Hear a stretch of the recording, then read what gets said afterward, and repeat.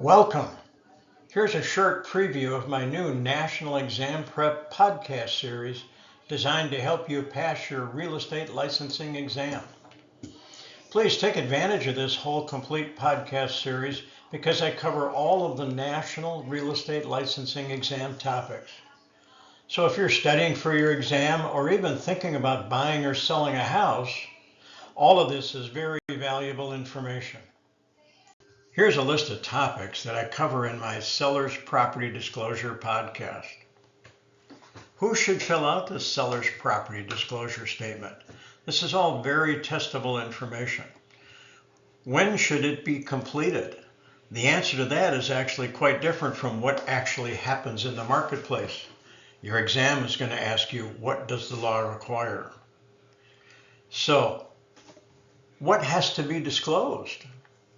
What has to be disclosed exactly in the seller's property disclosure statement? Well, material facts is one thing. How about visible versus latent defects? We also need to define material fact. What is a material fact? A very specific definition. Visible and latent defects. Latent means hidden. Does the seller require to disclose hidden defects? Maybe mold behind the wall? Is that still a disclosure requirement? What if the seller is selling their property as is? Does that absolve them from having to make certain disclosures? The answer is no. If you're selling it as is, that just means they're not going to make any repairs. And then we go over some of the specific disclosure requirements about hazardous materials like lead-based paint, asbestos, radon, and even mold.